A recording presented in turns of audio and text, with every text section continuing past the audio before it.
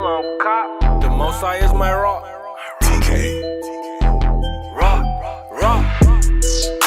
The Most High is my rock. The Most High is my rock. The Most High is my rock. In the name of Messiah, the Most High is my rock. The Most High is my rock. The Most High is my rock. Yeah.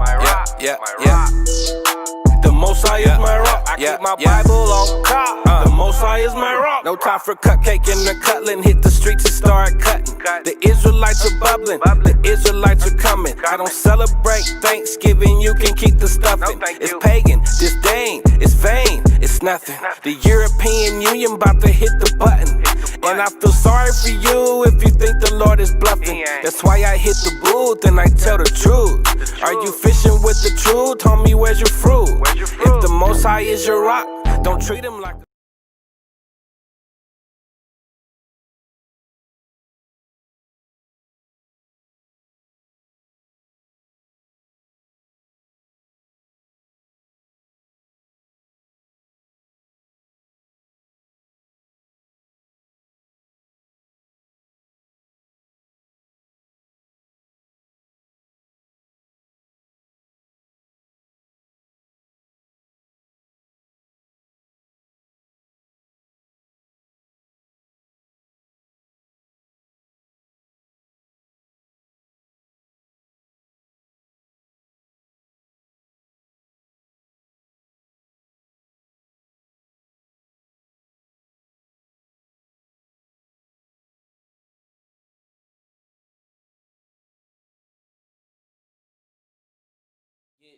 an abundance of wisdom. For upcoming events, we have nothing as of right now. But what we do have is we have sisters that are back on the garments. So if you need any garments, any shirts, pants, fringed, headbands, hit up the sisters on Facebook, which is going to be Everything Israel Wear. And you can find them on Facebook. If you need to contact any of the priests, we ask that you hit up Priest Quatzazop or Priest Kazakia, and the number is going to be on there. If you have a question during class, please text only or just add into the comments for whatever questions or concerns that you may have. We also have Priest Mashaba. He's doing his Blog Talk Radio, so you can check him out on Blog Talk Radio /Mashaba, and that's going to be MASHAHBA for those classes. All right. If you're in any other areas, San Antonio, they're holding class. Hit us up. We'll give you the exact information regarding that. But with that, we're going to go ahead and open it up for questions, if we have any. If not, we're going to go into the topic at hand. So any questions in class today? Anybody? So we got one question for the brother Dawayad had. He had a question. Did he mess with this mic? really get two words out in a sense. Right. I'm just, Dawayad had a question, and his question was in. It is low, right? Hold on. There we go. Yeah, right there. Yeah, he was messing around with it. Hold on.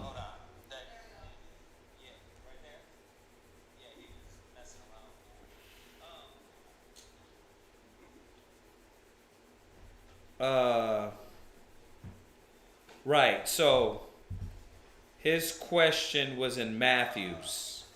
That's good to go. Matthew's 13, verse 44. So we're going to touch on that real quick. And for all the other brothers and sisters that's peeling in, turn that one on right there. Yeah, for all the other brothers and sisters that's peeling in to class here online, we're going to start out with questions. If y'all don't have anything, we're going to go into this topic. So, Dawayad's questions in Matthew 13, verse 44. So let's go there real quick. Matthew's chapter 13 and verse 44. Again. Hold on one second. Wait till they get it. Matthew's 13 44. Go ahead. Again, the kingdom of heaven is like unto treasure hid in a field, that which when a man had found, he hideth it, and for joy thereof goeth and selleth all that he had. Right, so remember, this is a parable. Okay, who knows what a parable is? What is a parable? Parable. When you study the Bible, you got to know this. These are basics that you got to know. What's a parable? So look up the definition of parable. All right. While we doing that, while he's looking that up, go ahead and read it one more time. Again, the kingdom of heaven is like unto treasure. So it says it's like. So this is in parable form. He's telling you it's like unto a treasure. Now we know the kingdom of heaven is not a physical chest or treasure physical. So he's likening it to something physical or something worth value. Okay? Go ahead. Is like unto treasure hid in a field, Uh-huh. the which when a man had found. Yeah, you know, you ever see those people, they go on the beach and they have those little metal detectors Oh yeah. and they're looking for what? Buried treasure. They're looking for buried treasure. Right? Yeah. Go ahead. He hideth, and for joy thereof goeth and selleth. So when he finds this treasure, what they would do in the sea, right? So if you go, let's say if you go scuba diving and you go find 20 tons of golden coins from the Mount of Monte Cristo, right? Good. Are you going to be able to just pick that stuff up and carry it back with you? Wow. So what do you got to do with that treasure? You gotta hide it. You got to what? You gotta hide it. You got to hide the treasure. You got to hide that and don't tell nobody, right? God. So this is symbolic. Do you got that definition of parable? God. Go ahead before we go on. Parable. Parable. A simple story used to illustrate a moral or spiritual lesson. Right. So a parable, y'all should be writing this down. Read it one more time. Parable. A simple story. A simple story. So this is what a parable is. It's just a story. Go ahead. Used to illustrate Uh-huh. a moral or spiritual lesson. Right. So that's what a parable is. It's a story to illustrate a lesson. Right? God. Moral or spiritual. Moral or spiritual. So remember, we know that the kingdom of heaven is not literally a treasure, but it's good because as you know, you put this symbolism on the kingdom. Why? Why did he put this symbolism on the kingdom? It was like a treasure.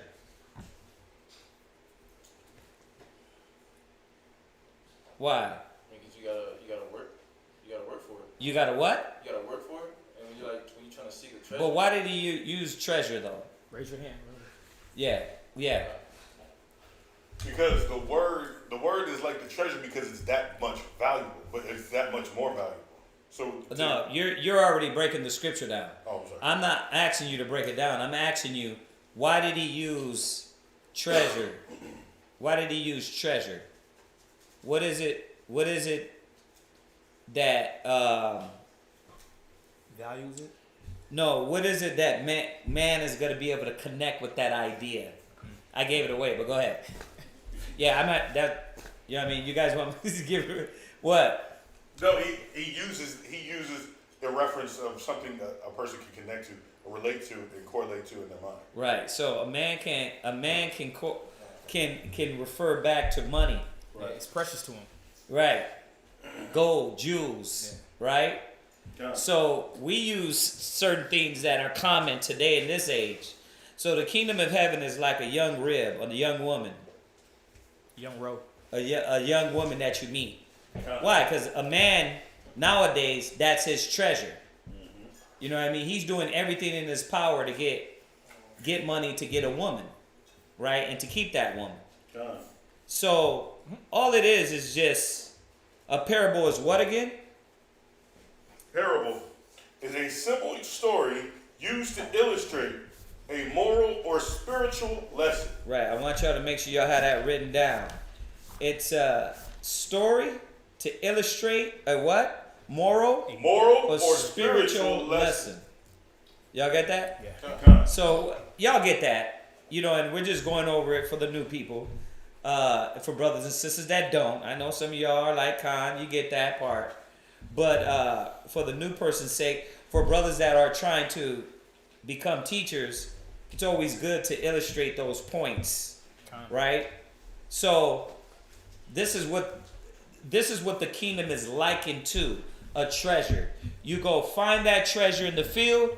You're not gonna tell nobody about it. You're gonna hide it, which represents keeping it to yourself, Concealing it.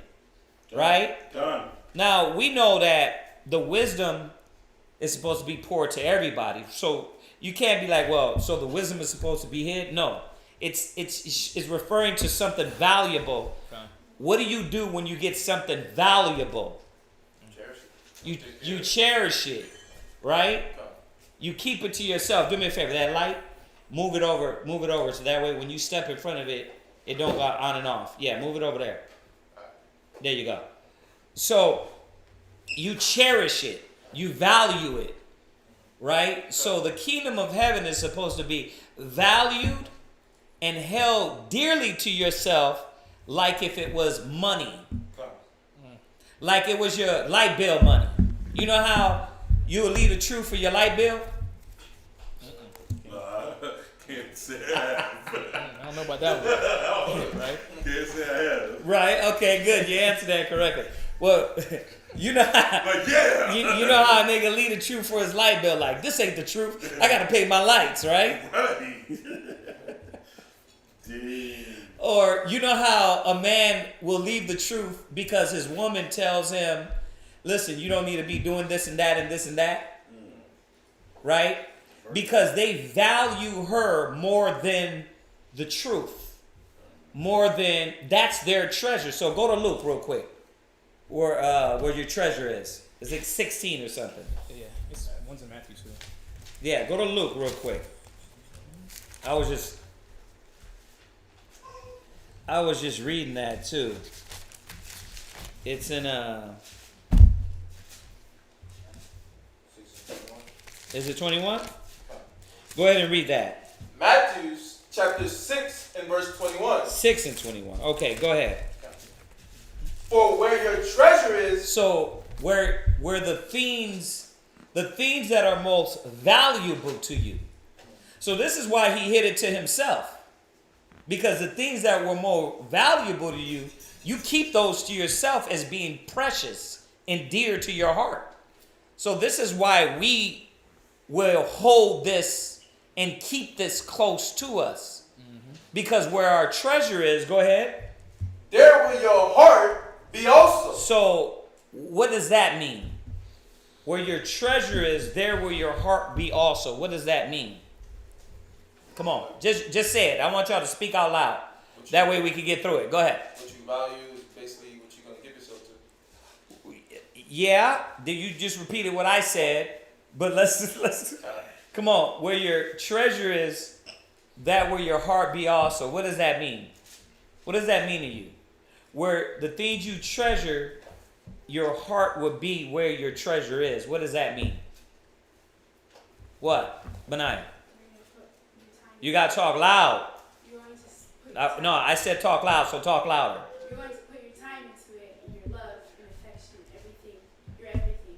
Right. You're going to put love and affection into it. Right? That's where your desires are going to be. That's where your desires are going to be. Your so motivation. you spend more time, right? You know, and just like Yahweh Shai used a physical money situation we like to use the woman situation because that's what's dear to a lot of men now these days. A lot of brothers ain't got money. Right. A lot of brothers is broke as hell. You know what I mean? So the women is the last thing they're holding on to. That's valuable to them. Right? It means dear. Nothing can get in the way of my 10, 15, 3-year, 4-year relationship. Nah, this is my boo-boo. What she say, go. You know what I mean? Yeah, what she, yeah, nigga, what she say, go. You niggas ain't gonna come in the truth. And nothing is gonna come in the way of this value. What I value more to myself. So your heart, your mind is dedicated to that treasure. Right? That's why when there's an argument for the weak-minded brothers, what happens? When you have an argument with your rib, what happened? You don't bend the knee like boys to men.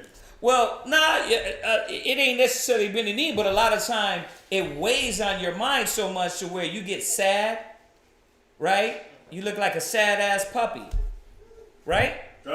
Because that's valuable to you. So things start to weigh on your mind. Yeah. And it starts to affect you because this treasure, this thing that is dear to you, you're afraid of it being taken away. So you get choked up, you get sad, you go through the highs and lows, right? We were just watching the series Billions, and him and his wife got a good connection, and then she leaves off, and what does he do? He goes through the different emotions. First he's like, yeah, baby, you know what? We've been through this. Then he skipped to that and like, listen, what the hell's your problem? Then he's like, F this, right? So he went through these stages. Why? Because that's all he has. That's where his treasure is, so it affects him in that way.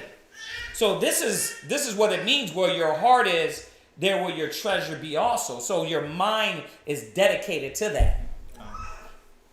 I thought you were going to say something. Right, so this is why the scriptures is saying, read it one more time. For where your treasure is, there will your heart be also. Right, there will your mind. Remember, when the Bible speaks of the heart, it's talking about your mind. Why? Because the heart only pumps blood. Right? The heart in your chest, I was going to say in your stomach, the heart in your chest doesn't think. It doesn't feel. It's just a piece of meat. You get all your feelings and your emotions from your thoughts, your mind. Okay? So this is talking about where your treasure is, there where your mind, your attention, your dedication, your commitment, your love, your sacrifice, your diligence will be at. That's how you know what's most important to you. Y'all get that? All right, so jump back. Let's read it again. Matthew chapter 13 and verse 44. Again, the kingdom of heaven is like unto treasure hid in a field, the which when a man had found, he hid it. Right, so he starts to take this dear to himself. Go ahead. And for joy thereof goeth and selleth all that he hath. Right, meaning that he will do anything and everything in his power to, because he knows that treasure is on the beach. It's 3 miles up. Yeah, I put a mark there. I put something there to tell me a treasure is there. So what he does is, I'm going to go sell everything I got to get that, because the value of that treasure is going to be much, much more than anything else I have. Than anything else that the boat I rented to go get the treasure. Yep. Right? It's worth it. Yeah, it's going to be worth it. Y'all get that? And what I like though too, whenever it said like unto a treasure hid in a field. Yeah. So this man was looking for this, man. Right. He was looking and searching for it, so he already anticipated what was going to be found eventually once he found it. Right. So it wasn't something that he just came upon. I was like, oh my God. Well, it was something that he was seeking for. I know there's something out here. Right. But again, when a man finds that, he'll do whatever for it. Right. Just like the scripture says, like you said earlier, a man will do anything for a woman. He'll kill, steal to obtain that. But when it comes to the kingdom, this man found this in the field and was going to go sell everything. Car, family, Everything. Gotta leave you alone. Gotta get this. Gotta get this. Gotta get this money, right? Go to Matthew 6, verse 33. Since we're talking about the treasure. Matthew chapter 6 and verse 33. So now this is why Yahushua said this. Okay. Go ahead. But seek ye first the kingdom of God. So where your treasure is, there will your heart be also. So if your heart is in the kingdom of the Most High, right? If your mind is dedicated to the kingdom of the Most High, you will do everything in your power to hold dear to you the seeking of the kingdom, right? You'll hold that dear to you. That was Matthew 6, verse 33. Go ahead. But seek ye first the kingdom of God and his righteousness. Right. So if that's more important to you, what are you going to do? You're going to dedicate yourself to that. You're going to dedicate yourself to seeking the kingdom of the Most High. Your heart is going to be into, your mind is going to be into seeking the kingdom of the Most High. Your desire, your zeal, your love, your dedication, your commitment, your sacrifice will be towards seeking the kingdom of the Most High. All you see is kingdom. All you see is the chariots of the Most High coming through the fourth dimension, angels running through and slaughtering people. So your motivation is, I want to make it to the kingdom. I don't want to be destroyed when the angels, the spirit of the Most High, consumes this place. Okay. So you start to seek the things that are more important, right? Which is the kingdom of the Most High. Go ahead. And his what? And his righteousness. Go ahead. And all these things shall be added unto you. Right. And his righteousness and all the other things, like the actual treasure, will be added unto us. Right?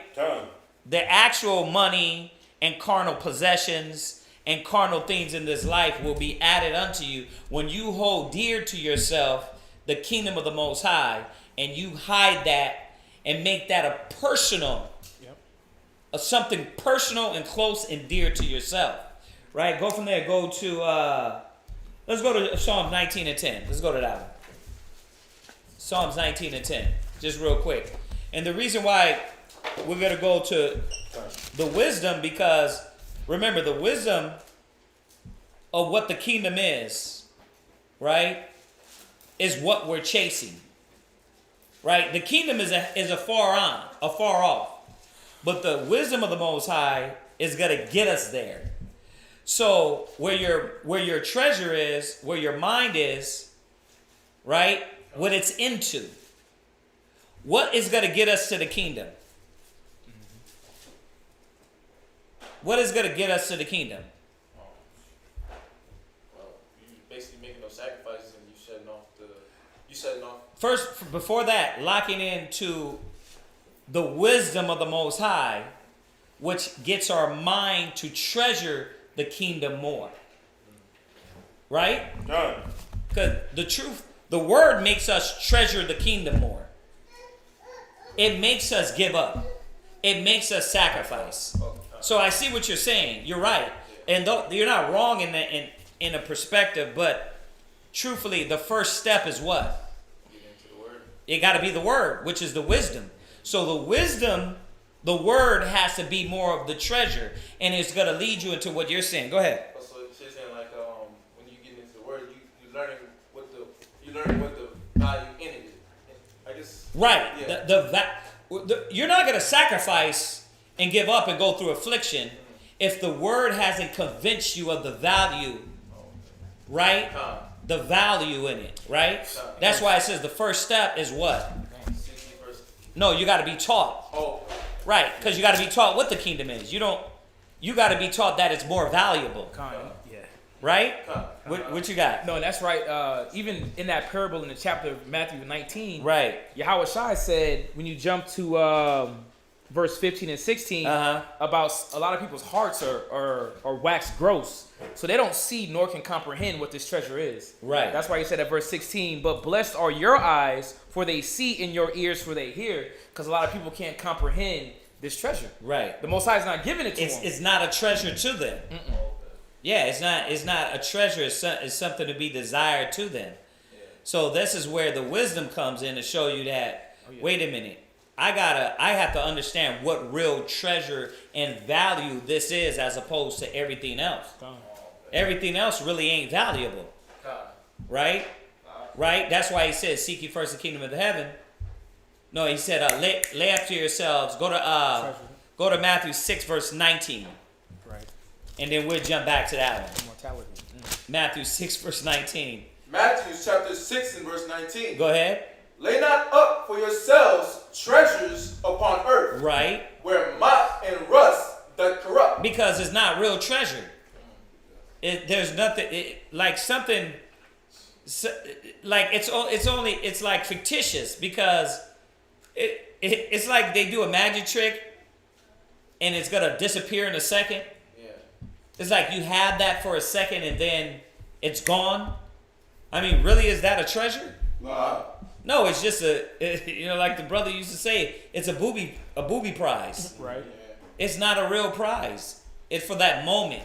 So the treasures in heaven have longevity, right? Investment that's There you go. There you go. Like when you invest into the stock market, you get the 401k, you get the what is it? The 401k and the other stocks and bonds and stuff, right? Yeah. All of a sudden, you lose your 401k, right? That could be gone. Yeah.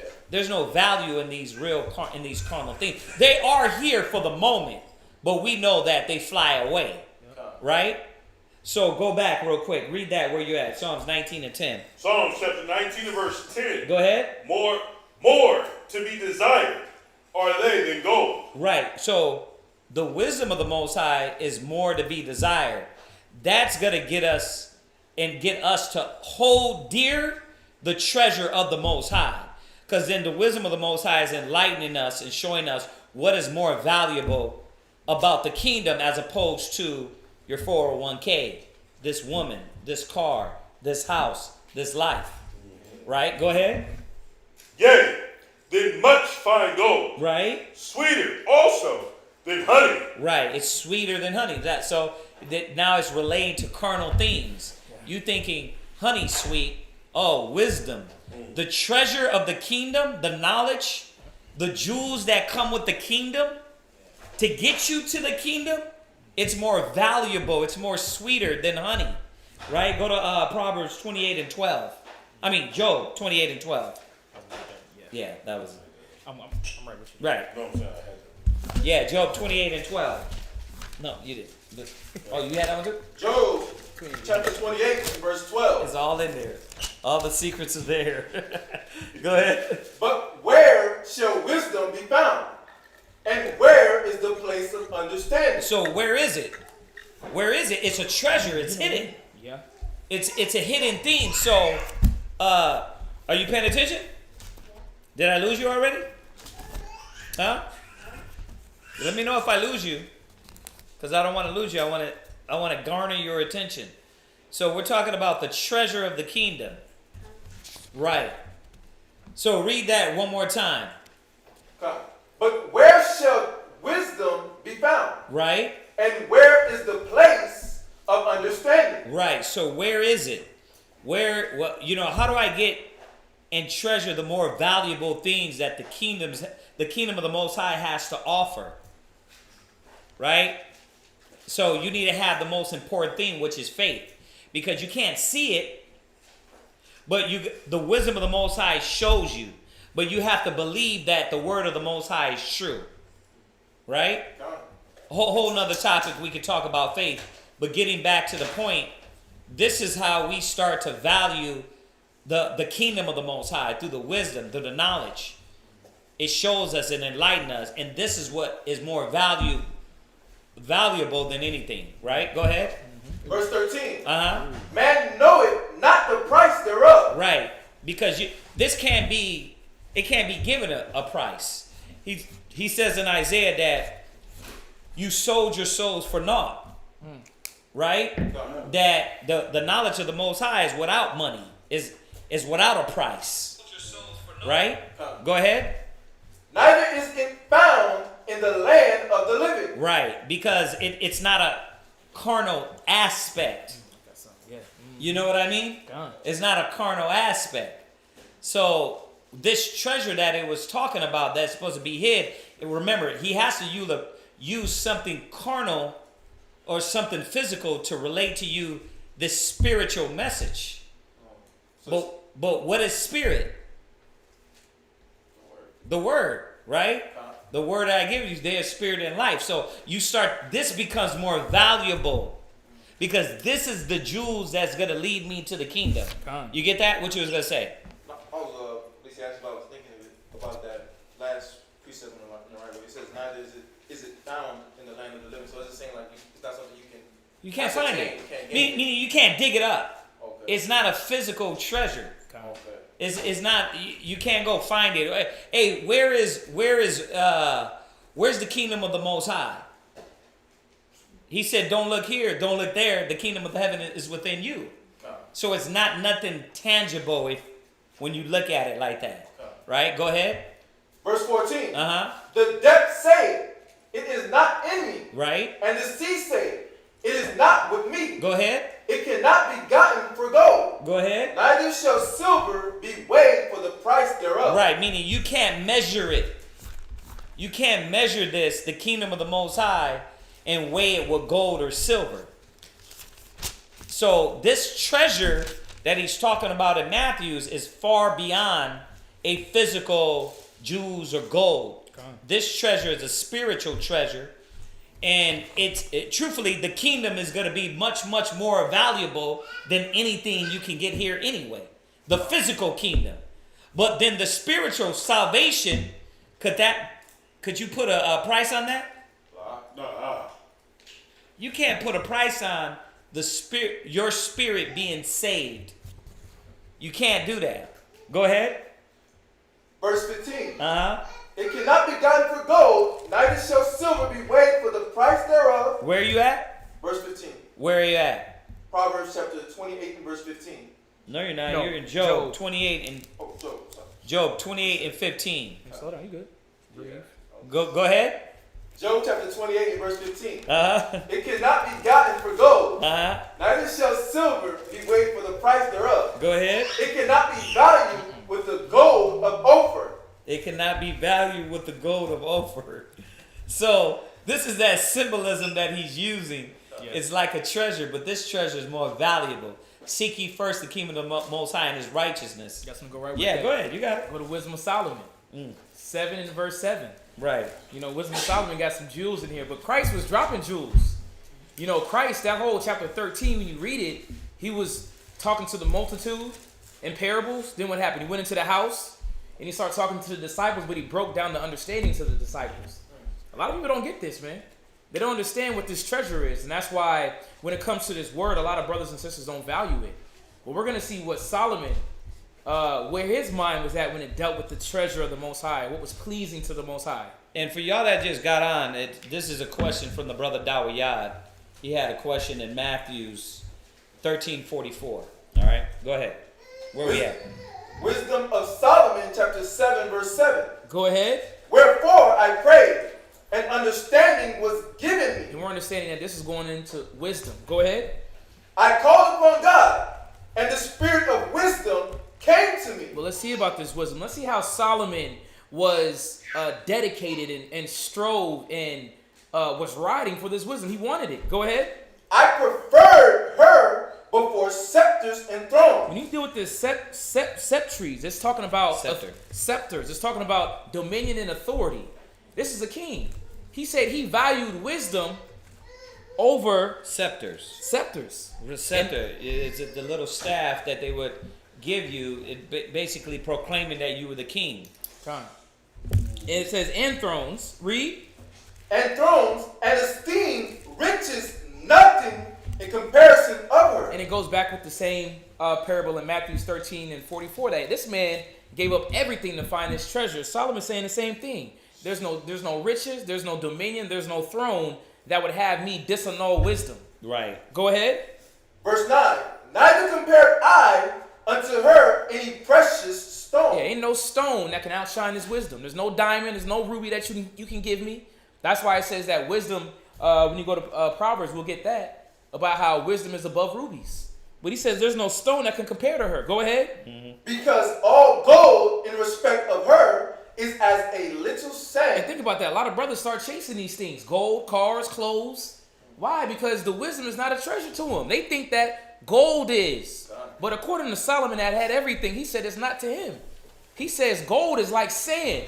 You can pick that up and throw it back down and get you some more. But that's what the Most High gave him with the wisdom. Go ahead. And silver shall be counted as clay before her. But remember, this is the mentality. You got to think about how we have to be in the mind frame and understand that there's nothing that can take us away from the wisdom. Right. There's nothing that can outvalue wisdom. And this is what the scriptures are saying in Matthew 13 and 44. This is why that man hid that. Right. Think about that. He hid it for a minute. Like, oh, yeah, it's in the field. I can't tell nobody. They might try to come and get this. Right. You know, again, it's just a parable, or another term you may hear is allegory. Just about a representation is breaking it down, a meaning behind it. This man loved what he found. He would die for it. Go ahead. I loved her above health and Yeah, beauty. he loved her above health and beauty. Come on. And chose to have her instead of light. Think about that. He'd rather have wisdom instead of light. So it's just showing just the dire need of this wisdom, of the scriptures, of the knowledge and the direction that the Most High was giving man. And we can go into that as well, because wisdom gives us the understanding what's pleasing to the Most High. Right. That is the kingdom. That is the kingdom. There's actually a scripture that says, go ahead. Go ahead. Pleasing? No, go ahead. Go ahead. For the light that cometh from her never goeth out. Yeah, see, but the wisdom, you can have no lights. But the life and the light that wisdom gives you, you'll be good. That light never goes out. It will always keep you inflamed because you have the knowledge and understanding of the Most High. Can't no temporary or carnal thing affect you to where now you're weak. Now you're fumbling over. You're scared. Wisdom brings forth everything. Light, strength, as we're going to see. Keep going. Verse 11. Uh-huh. All good things together came to me with her. You got to see this. You got to see why this man hid that treasure. Right. He ain't want no, shoot, I love this. I need this. Pistol, you can have it. Car, shit, give it up. I take a cashier's check. I got to go back and get this field, man. I got to, listen, eating, I don't need that. Don't worry about it. Ain't nobody going to help me. Let me get my little shovel. I'm going to get me a little 5-hour energy. We're going to get this treasure real quick. Go ahead. All good things come together. All good things together came to me with her. Yep, slow it down. All good things came together with me, with her. Read. And you good. And innumerable riches in her hand. You got to see that wisdom is bringing forth all this. Go ahead. And I'm breaking you through these scriptures just to show how wisdom made a man give up everything for it. Just like you said earlier, a lot of men will give up everything for a woman. A lot of women will give up everything for a man. But the Most High says that wisdom should be looked at the same way. Right. And that's why he correlated, whenever you start going through the wisdom of Solomon, you can see a correlation where it's like a relationship. It was a love connection. He wanted that. He needed that. Go ahead. Let me throw this one in here for y'all. Go to Wisdom of Solomon 6 and 20. Wisdom of Solomon, chapter 6, Right. verse 20. Therefore, the desire of wisdom bringeth to a kingdom. Therefore what? The desire of wisdom bringeth to a kingdom. Right, the desire of wisdom bring it to a kingdom. So you got to understand why it transitioned to wisdom, because the treasures to get to the kingdom is wisdom. So it's one and the same, right? You want to get to the kingdom, what has to be your treasure? The word. The word, the wisdom, the knowledge, the understanding that's going to get me, because that's going to change your mind and what you value. Right. You know what I mean? Like just wisdom. Like look at how what we value, or black people, black and Hispanics value as opposed to the white man. Taco trucks. Right? Jordans. Right. Black man values Jordans. Right. White man, he rather gives his kid what? A savings account. Yeah. Some stocks and bonds. Power. Right? This is what they value. Right? But it changes their mind, and it changes our mind too, because what we value. Yeah. What? Let me finish this if you don't mind. Let's finish it. Go ahead. Verse 12. Verse 12. Go ahead. Wisdom of Solomon, chapter 7 and verse 12. Come on. And I rejoiced in them all, because wisdom goeth before them, and I knew not that she was the mother of them. Because we're seeing that now, Solomon's saying that wisdom was the mother of everything created. And we can get into that as well, but showing that everything that you want comes from wisdom. Seek ye first the kingdom of God, and all things will be added unto you. Wisdom, the desire of wisdom cometh the kingdom. So we got to see it all correlates together. Go ahead. I learned diligently. I did what? I learned diligently. Because wisdom is bringing forth information to get us to the kingdom, to show us what's pleasing to the Most High. And I got one just after this. Go ahead, just to link with that. And to communicate her liberally. Yeah, see, but the wisdom and going forth to when the man said he hid that. But best believe when he secures that treasure, he's going to let individuals know what he got. Best believe that. Think about that. Somebody got to know. Well, you shining different. What is that? Dang, what'd you get? I had a couple duckies. You know what I mean? That stimulus check drop. You know what I mean? Right. But when it comes to the treasure and the wisdom of the Most High, they're going to be like, dang, you looking different. Right. Man, listen, bro, I can tell you how these scriptures is lighting me up. It says, wisdom maketh a man face to shine. Come on. So it changes your countenance, how you look, how you feel. Right? Think about it. You can have money, but your mental status is terrible. Oh, yeah. A lot of these rich cats, Percocet, like, bro, Yeah, they can't live. How you want Molly and Percocet? Because what they value. Indeed. Wisdom outshines all that. And that's why we that have this word, we have to hold on to it and understand that this is jewels, man. A lot of brothers and sisters looking sick with this word shouldn't be looking sick. You got to start digging into this health. This book. This is a health book right here. Because you got to trust in the wisdom. Con. You got to have faith in the wisdom that it works, and then it will become a pillar to you. It says, wisdom buildeth her house. Con. Right? She prepareth her table. So it's got to give you all the necessary things, but you got to trust in it. Oh, yeah. Right? And use it. Keep reading. And to communicate her liberally. Yeah, communicate her liberally. He gonna let everybody know about this wisdom. Listen, I don't know about you, what kind of information you've been linking into. You need to get on with this, man. You need to get hooked in, plugged into this plug here. This plug right here is giving everything we need. We're getting juiced up. Got all life. Problems are gone away. Sorrows. No bad headaches anymore. I'm not worrying. You better get on with this wisdom. Read. I do not hide her riches. He does not what? I do not hide her riches. Because wisdom will bring forth riches, but keep going. For she is a treasure. She's a what? She is a treasure. Read. Unto men that never faileth. Well, how is this wisdom a treasure to a man that never faileth? They apply it. They're applying what they're learning. That's dope. Keep reading. Which they that use become the friends of God. They become what? The friends of God. Yeah, because now you're doing what's pleasing to the Most High. You're knowing what He wants. See, that's one thing about Christianity and a lot of spiritual folks. Everything is vain and is vague.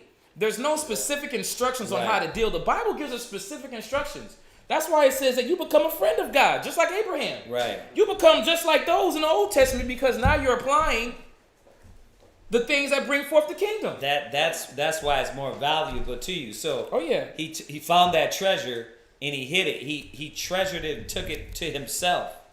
He didn't cast it away like it says when you go to Peter's. But go ahead, we'll touch on it. Keep reading.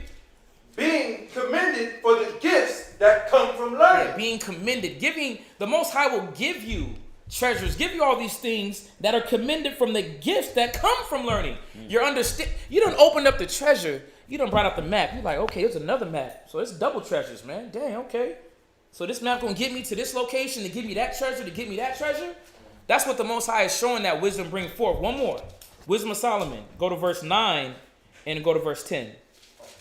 Yeah, Wisdom of Solomon chapter 9 and verse 10. Wisdom of Solomon. You can start at verse 9 just to give a little context. Wisdom of Solomon chapter 9 and verse 9.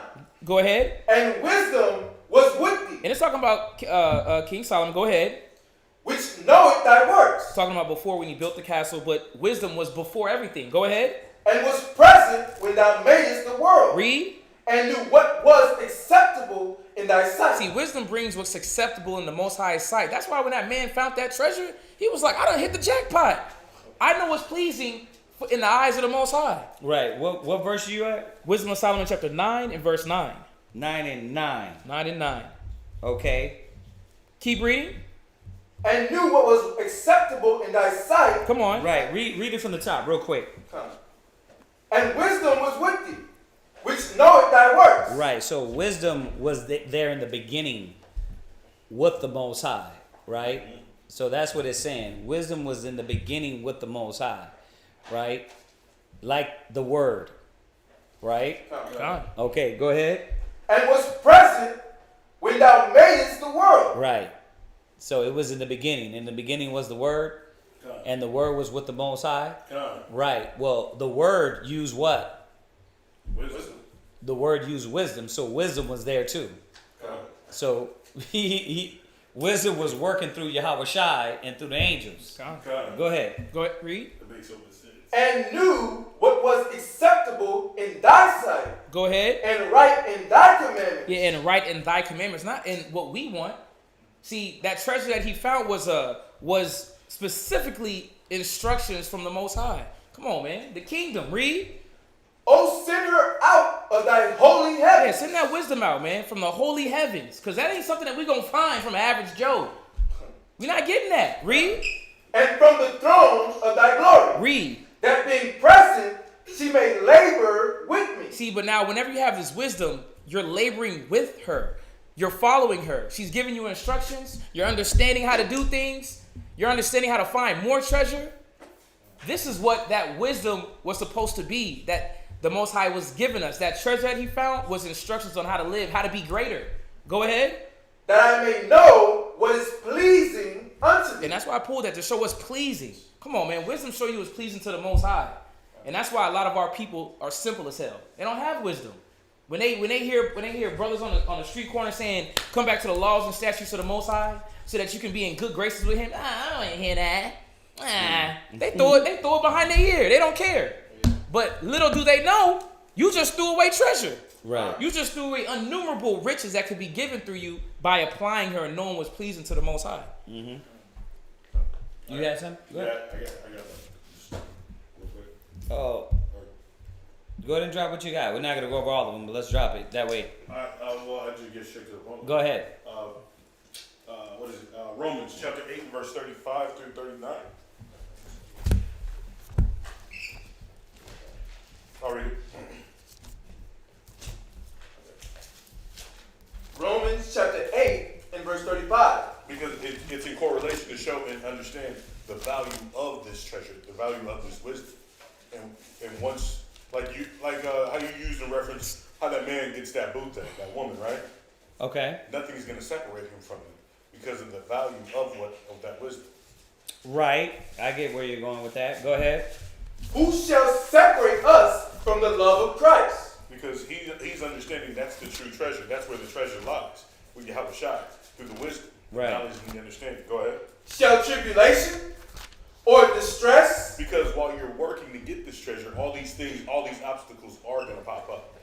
You know what I mean? Especially if it's good treasure, you're going to have to dig. Especially if it's in a beach. Let's say it was the treasure at the beach. Now you got to get past all these obstacles. You got to get past the sand. Then you got to get down to the layers of the dirt. You got all these obstacles you got to do to get that valuable treasure. Right. And you still got to get it back home. You still got to go through the cleaning process. You still got to do all these things. Right. But it's that dedication and that love for that treasure. Right. Go ahead. Or persecution or famine? Right. And y'all can read down on that. I mean, we get that. Right. We're gonna get, because we're gonna be here. I want to see if we got any other questions, because we're gonna be here on this. Dawiyah gets that. Romans 8:35 on down, the value and what it really means to you. Because if it really means something to you, then nothing's gonna separate you from that treasure. You're gonna hold that dear to your heart. So, all right. That's a class, actually. Yeah, I mean, we could take it. That's a class. We could take it all the way through the whole thing. Let's see if anybody has anything else real quick. No question. Right. All right, we'll see if y'all don't got anything, then we'll go into this Melchizedek thing real quick. So if y'all got any questions, now's the time. I'll give y'all a few seconds If not, I'm going to go into the topic. I wanted to answer that for Dawiyad. Dawiyad said that was sufficient. Dang. Yeah, because we can go all day with that. I'm sure. Arya got 50 scriptures. You got 90. You know what I mean? So we can go all day with I that. got a question. What we got?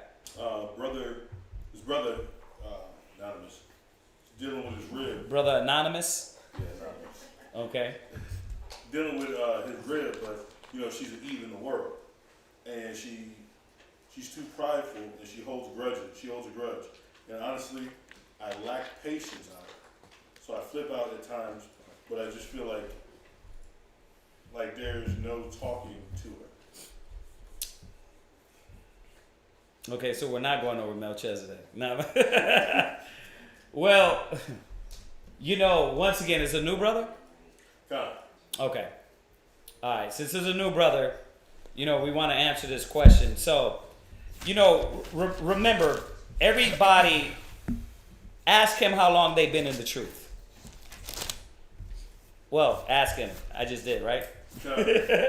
So how long y'all been in the truth? You got to understand that you're both coming into the knowledge of the Most High. Well, she's not. He is. Oh, so she's not in the truth. No, she's still a worldly Eve. So she's not coming in with him. How long has he had the truth? This is a question he texts you? Yeah, Yeah, is he watching right now? I believe so. Okay. You know, the scriptures tell us about every predicament and situation. And it's going to be hard when you're in the knowledge, you're in the work, you're trying to get your spirit right now. And she's not. But how long have you been in the truth? How long have you gotten this knowledge and you start now working on yourself? How long has that been? And the reason why I'm asking, because sometimes brothers and sisters, they come in and they don't let things grow, take its natural path to growing. You know, and once again, everybody on here that's watching probably knows, but the new brother probably haven't heard it before, is that you'll get with a woman and then you'll get in the truth. And like he said, your patience won't be there where what is needed. And you won't let it nourish her to learn or to see the good example. That'd be a lot of our mistakes, right? That we don't have patience in what we're dealing with women in the world. So you gotta come in and know this, right? If this woman, if I've been with her for a while and I love her, then how am I going to get her to start seeing the knowledge and the truth? How is that? How is she going to start seeing the knowledge and the truth? Yeah. Basically looking at your example. She's going to look at your example. How much you dedicate, how much you care. She's going to see how much you're learning as you're becoming this Hebrew Israelite, a man of the Bible, a man of the knowledge. She's going to look at your example. So you have to understand that nobody, it doesn't happen like this. Right? It happens through patience and long suffering. Right? Watch. Let's go to, while we're waiting for him to text us back, let's go to Corinthians. Let's go to Corinthians where Paul said, if they're able to deal. Was it 11? Go to 1 Corinthians 11. Let me show you. Now, remember, just like I was talking to another brother the other day, the knowledge is tailor-made. Everybody's situation ain't the same thing. So the wisdom of the Most High deals with every predicament. And you come in the truth, your rib might be different than another brother's rib that just came in the truth at the same time. So you got to see that certain things are applicable and you have to apply. Certain things you have to look at within yourself and check yourself on. and judge yourself how you want to judge her. So there's many things that got to come into play when we deal with this. You know, that's why I'm asking, really, what is this situation? Because if you just came into the truth, you got to give things time, man. So where's that? 1 Corinthians what? Actually, chapter 7. Oh, is it 7? My bad. 1 Corinthians 7 and... You can start at verse 10. 7 and 10. Come on. 1 Corinthians chapter 7 and verse 10. Yeah. And unto the married I command, Right. yet not I, but the Lord. Right. Let not the wife depart from her husband. So you got this situation to where this is your woman. You got the knowledge. You got the truth now. Now, that's why I'm asking questions, because if it's just a fly-by-night, some chick you met in the club, y'all ain't been together, you know, but she's somebody that you just messing around with on the side, whole different situation. So I'm going off of what your question, what your situation is. Because sometimes, man, you got to just let those things go too. You know what I mean? She really wasn't a wife. She was just a girlfriend. Right? How much are you investing? Those questions need to be answered. So, here's the situation. You both laid together. You both technically supposed to be married. Go ahead. Verse 11. But if she depart, She's not supposed to depart and go deal with anybody else. You guys have made a bond, a commitment in the spirit of the Most High. That's your woman. That's your wife. If you do separate, go ahead. let her remain unmarried. You're supposed to remain unmarried. So the woman can't just leave and go just sleep around with other dudes. If you guys separate for a second, she's supposed to go be single. And what, read on. Or be reconciled to her husband. Or she got to go back to that man. So it ain't, I sleep with him, I'm married to him, then I go sleep with another man, and I'm married to that man. This is called whoredom. Whores, yeah. So they can never split? Like ever? That's how marriage is. You can never leave. The man you get with is going to be your man till you die. Mm-hmm. It ain't like they doing it nowadays. You everybody's girlfriend. You everybody's woman. That's what the Most High calls a harlot. Yep. A harlot. Christ said, you got 5 husbands. Right. Stop it. You understand that? All right. What's a whore? You know what a whore is, right? A woman that sleeps around with different men. Okay. All right. Go ahead. And let not the husband put away his wife. Right. And technically, he can't just put you away for any and every reason. We know that because Yahweh Shai said that. Go there. Go to Matthews. Go ahead. But to the rest speak I. Right. Not the Lord. If any brother have a wife that believeth not. Right. If he has a wife that believes not. Okay. And this is what I'm trying to confirm. Your situation. So we can really get a little more technical. Go ahead. And she be pleased to dwell with him. Right. And she be pleased to dwell with you. Meaning that she's not necessarily a believer, but there's some type of order, some type of respect that this woman is ready to give to this man. Now, every time we talk about this scripture, I always remind Israel, I haven't seen it with a black man where he like, I'm a Hebrew Israelite, and she's like, baby, I respect what you're doing. I'm not gonna bring the Christmas tree in. I'm not gonna eat pork. You know what I mean? Even though I don't necessarily believe in it, I'm gonna respect that. I haven't seen it, but Paul is telling us there can be instances, and he's telling us that's in the spirit. So we know that, we believe that. Okay, go ahead. Let him not put her away. Right. So you can't just toss her to the side. You got to give her the opportunity to build and grow with you. You see that? The whole reason for this is why? To stop whoredom. You tossing her away. You lay with a woman. You don't like what she's about, and you just toss her away. Right? Watch. Hold that. Flip that. Go over there. Read that. Matthew, Where we at? Matthew chapter 19, verse 9. Go ahead. And I say unto you, Yeah. whosoever shall put away his wife, Right. except it be for fornication. So whosoever shall be that put away his wife, it only can be for fornication. Right? Now you got spiritual fornication and you got physical fornication.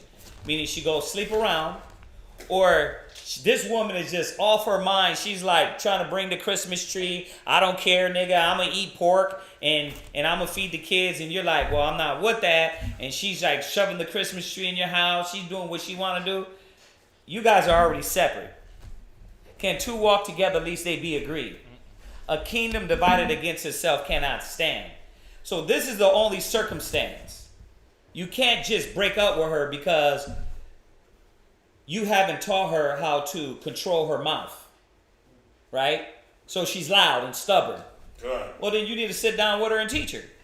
This is what the Most High said. You got to be this type of woman. Right? God. This is what the Most High want. This is what I want. This is what type of woman I want. Do you think you can respect me?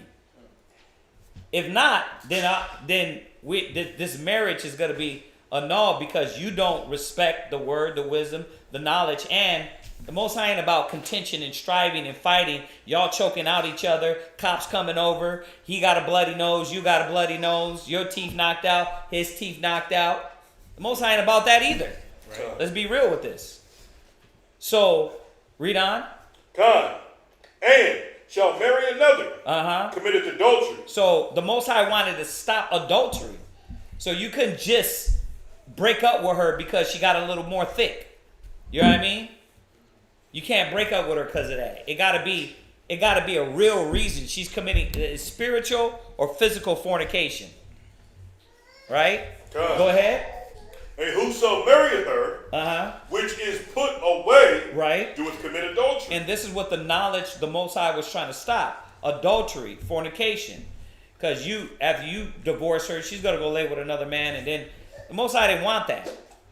Now, we know there are circumstances where a man has to put away a woman. A man can get divorced. But we're just going to go with this right now. Go ahead. Verse 10. His disciples say unto him, if the cause of the man be so with his wife, it is not good to marry. Oh, that's it on that. So, jump back. Let's go back to Corinthians. 1 Corinthians chapter 7 and verse 13. Go ahead. And the woman which hath an husband that believeth not, and if he be pleased to dwell with her. So, this is what in that circumstance, this is what you should be trying to work out. You got a believing Hebrew Israelite husband, but the wife doesn't believe. You got to give that situation time. What? Okay. So it says, she was my girl back in the days. We left each other, but got back together. We have been together now a year, have a newborn. That's his woman. That's his wife, right? They got back together. They had a baby. What else?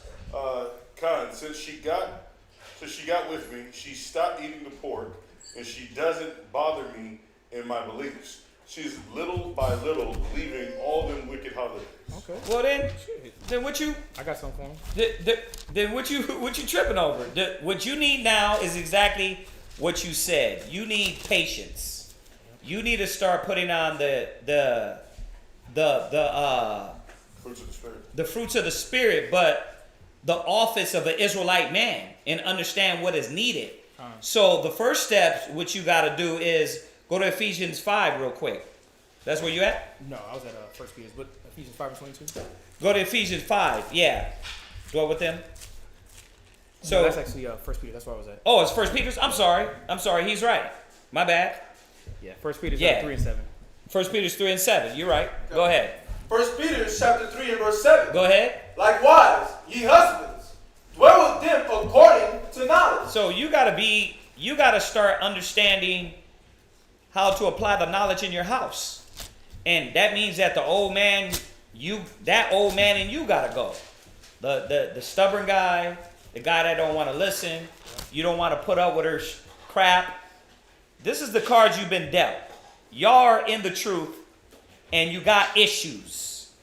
The greater thou art, the more you humble yourself. Now, I'm not saying be abused, walk around with her purse, let her punch you in the face and let her scream at you and call you, nigga, you gon'. I'm not saying that. The Bible don't say that. What I'm saying is that you got to understand your role is to sit her down and be patient with her as she's changing. That's everybody. That's what has been given to you.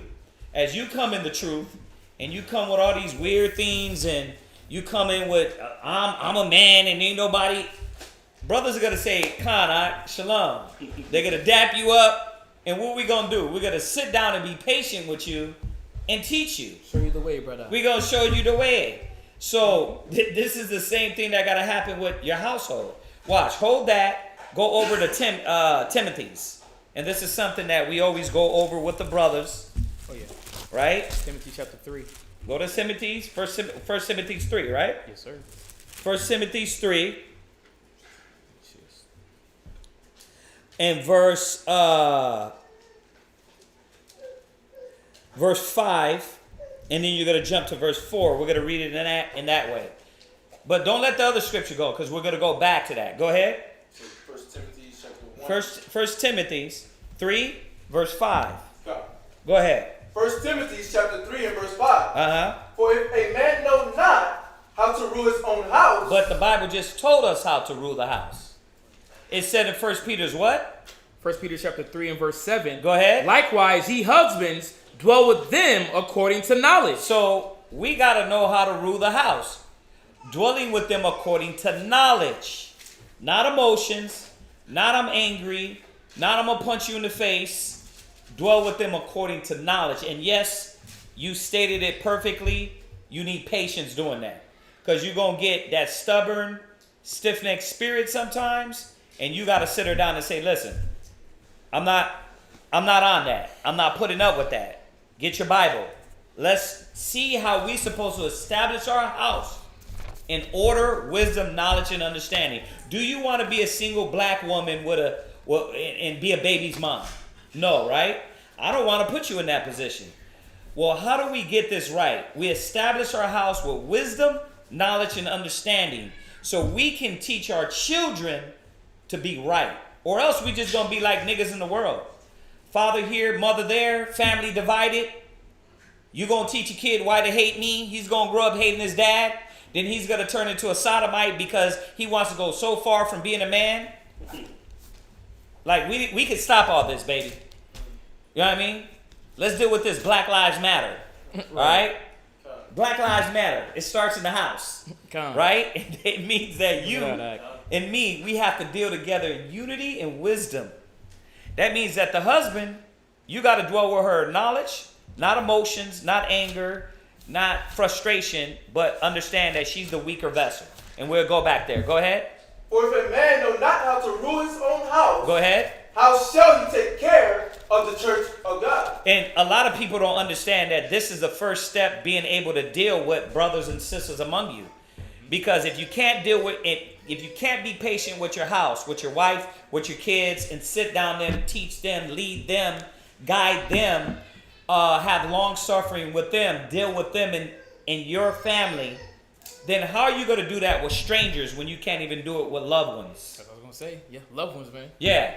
You can't do it with loved ones, but you're going to go do it with a stranger? No, you're just going to give up on the house of the Lord. You're going to be that person that, I don't have to deal with that, brother. Very short. Yeah. There's a lot of brothers. I had one brother call me one time. He said, I'm going to get rid of these cats. I'm going to get a whole nother congregation. I was like, huh? It don't even work like that. It's like, that's not even, it don't work like that. That's you gotta go through it. Only time you stop dealing with a brother when he really stops dealing with you. If he's coming around and getting the wisdom and knowledge, you got to deal with it. But you learn that in your house. And a lot of times, who's the best partner to pull you to the next level? The woman. The one's close to you. Yeah, it'd be the women. You got to be patient with them, right? So it starts in the house. Jump to verse 4. One that ruleth well his own house. So how does he rule his house? Having his children. No. How does he rule his house? According to knowledge. According to what? Knowledge. Husbands, dwell with your wives according to what? Knowledge. What class? Knowledge. I can't hear y'all. What? Knowledge. Well, how does the husband got to deal with their wives? According to knowledge. According to knowledge. That's how it is. Go ahead. Having his children in subjection with all gravity. Because what you're doing in the house, the children are going to see. If they see you choking out your wife, guess what? The boy's gonna grow up. It can go both ways. He can grow up and say, man, dad was a nigga. Yep. I don't trust men no more, but I'm gonna get me a men. Get me men's. I'm gonna get me a men's. Right? Because I want to be away from everything that my father was. Yep. So I'm gonna be. This is what's going on. Even women, even ladies. Right? And then the women, the daughters see you beating your mom up. You know what? I'm gonna go be a dyke because I don't like men. I'm gonna show you how to really be a man. Yeah, my dad was a beast. He was an animal. Right? These be those situations. So all these things you're doing, you got to dwell with them according to knowledge, wisdom, understanding. Go ahead. For if a man know not how to rule his own house, how shall he take care of the church of God? Right. So this is what you have to understand. Verse 6. Not a novice. Not a what? Not a novice. You cannot be a novice. You cannot be a new brother claiming you're this Hebrew Israelite gangster disciple, keep walking for your house shy on that ass, but then come back and not fulfill your duty as a gangster Hebrew Israelite disciple that's crip walking on that. Right? You understand? You can't do that. You can't say I believe, but when it comes to me applying it in my house, in my family, and then next you know, that's when I'm short. I don't have to deal with this. It don't work like that. Now, there is a line that needs to be drawn. You got a question on that? We can talk about that too, but what I'm trying to do is establish that, okay, you're with the sister. For what you told us is that she's trying, and you hear us talk about this a lot. Give me that one, and was it Thessalonians, force not the course? Is it Thessalonians? No, that's the Apocrypha. Is it the Apocrypha? Okay. So you go ahead and read that again real quick while he looks for that. Not a novice, lest being lifted up with pride, right, he fall into the condemnation of the devil. Right. So the Most High don't want you to be puffed up, and he wants you to learn and understand what your duty is as a husband. And your duty is to be patient and to apply the fruits of the Spirit in your house. Go back to Peter's real quick. 1 Peter chapter 3 and verse 7. 1 Peter 3 and 7. It is a necessity so you can be this character in the church. Read. Likewise, ye husbands, right, dwell with them according to knowledge. Go ahead. Giving honor unto the wife. Giving what? Honor unto the wife. Meaning that's a recognition. Once again, that doesn't mean like Christianity taught us that we're going to let her take over. Right. We're going to let her, we got to bow and submit to all her madness. No, she needs to get checked. But how you do it, your method on how you do, and the woman you love, you know what needs to be applied to her. Right. It's like dealing with your kids. You know what I mean? Do you just bring out the belt all the time? No. Sometimes you give them words, you talk with them, right? You let them know. And then when they get disobedient, you got to go to the next step. Now, you should never have to bring out a belt for a woman, but it should be a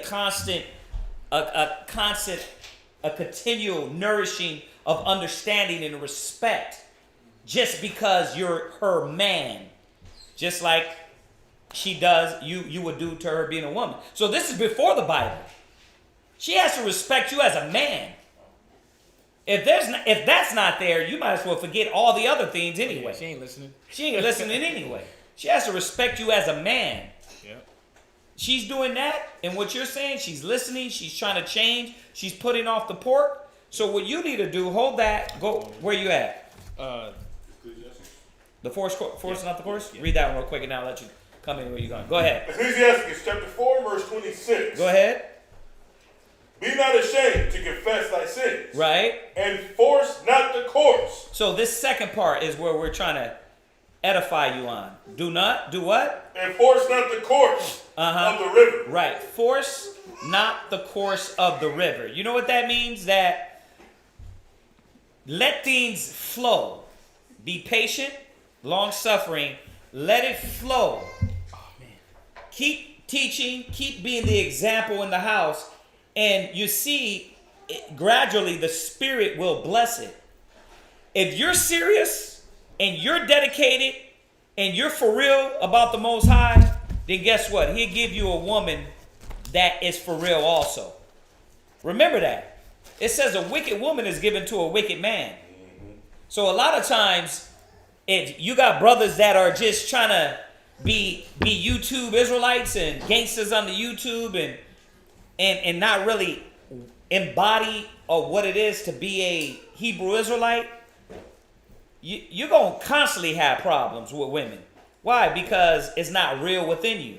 But if you're really trying to guide your life, your spirit, your mind in the Spirit, then the Most High bless you with a woman that does the same. So, force not the course of the river. Give things its time and let the Spirit grow in her. Okay. Right? Go to Ecclesiasticus chapter 7, verse 15. Yeah. Just on the part about forcing out the course, because like you said, sometimes we get very short. Change the title. We get impatient, but we have to think about it. The Most High had patience with us. Yeah. And the Most High continually gives us things that we need to grow in. Teachers, classes, and it's the same thing dealing with our loved ones. Listen, even your family members that don't have that truth. But what you're saying is that she's willing. She's doing these things, but at her pace. So that was a perfect scripture about force not the course. But this is one just for you as well. Go ahead. Ecclesiastes chapter 7 and verse 15. And it's actually for everybody because this has to be in our mind. This has to be continually on the forefront of our mind because the Most High got us working, man. This ain't our rest. So we have to apply the Bible. Read where you at. Ecclesiastes chapter 7 and verse 15. Go ahead. Hate not laborer's work. You got to say a little bit more powerful. Yeah. God. Not too much, Yeah, Aria. you did. Go ahead, Aria. God. Hate not laborer's work. Yeah, the scripture says, hate not laborer's work. And whenever we start dealing with emotions and trying to talk to people, a lot of our people don't like conversations. They don't like, Work. They don't like small talk. It's not small talk, but when you have to call somebody out on something that they did. Confrontations. Yeah. A lot of people don't like confrontations, but we're not having confrontations. We're having communications. You got to understand that you're communicating in the wisdom of the Most High. And it may seem like a confrontation, but it's not. That's why it says hate. Sometimes, majority of the time, it is a confrontation because you got that contention in the household. Right. You got that arguing and back and forth. But somebody has to be greater. Okay. You know what I mean? Somebody has to be greater to, sometimes when my ribs come in with passion, they come in with the passionate, I'm like, relax. Before we move on, right? Before we move on with this you're going to relax because you're going to try to get me hyped, then I'm going to be in pain, and then I'm not going to do that. And this is me reminding myself that I'm not going to react to their emotions. So I have to tell them, and because I'm not perfect. You know what I mean? They're coming with that madness. I already want to come in and just be like, what the, chill, right? But I'm reminding myself that, look, chill out with the emotional content. We're going to deal with wisdom now.